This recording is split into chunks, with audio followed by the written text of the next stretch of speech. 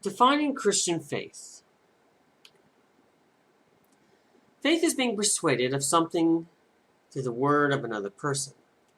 No demonstration or evidence is required. The story alone will suffice. This method of determining the validity of a claim was officially instituted with the Mosaic Witness Protocol. It requires just 2 witnesses to verify any event involving another person. It was specifically used for judicial hearings, but the method could be adapted to explain historical events. At the mouth of 2 witnesses, or 3 witnesses, shall he that is worthy of death be put to death, but at the mouth of 1 witness he shall not be put to death. Deuteronomy 17:6. 1 witness shall not rise up against a man for any iniquity, or for any sin in any sin that he sinneth. At the mouth of 2 witnesses, or at the mouth of 3 witnesses, shall the matter be established. Deuteronomy 19:15.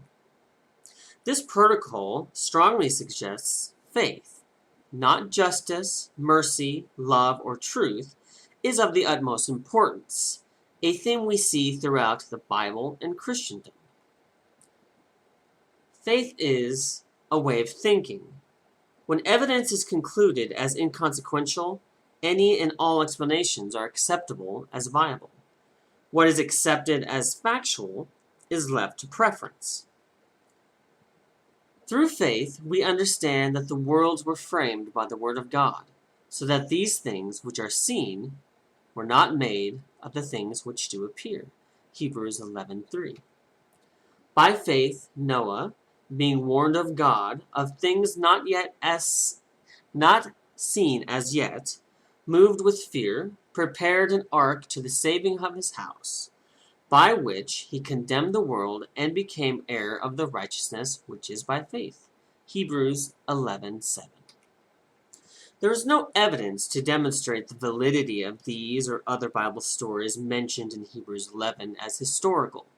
Preference to believe factualize them in the mind of those who are convinced they were real events. When evidence demonstrates these stories never occurred, the Christian will dismiss it in favor of faith. They will cite from New Testament arguments to validate their claims. Faith is being confident in an argument a person is persuaded of. Hebrews 11:1. In this case, the Hebrew writer is referring to what is not yet actualized, but can be expected, a hope he holds to be true. Cast not away therefore your confidence, which hath great recompense of reward. For ye have need of patience, that, after ye have done the will of God, ye might receive the promise. For yet a little while, and he shall come, and he that shall come, and will not tarry. Hebrews 10:35-37. And these all, having obtained a good report through faith, received not the promise. Hebrews 11:39. In other words, yes, I know Jesus hasn't returned as he promised, but I wholeheartedly believe he will. I haven't given up, so don't you give up. I presented a good argument why you should continue to believe our story. Bible heroes went through the same thing.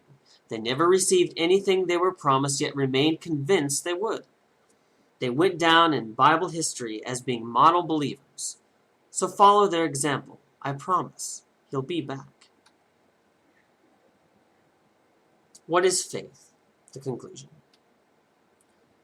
Faith is being persuaded of any unsubstantiated argument you find compelling enough to suit your preference.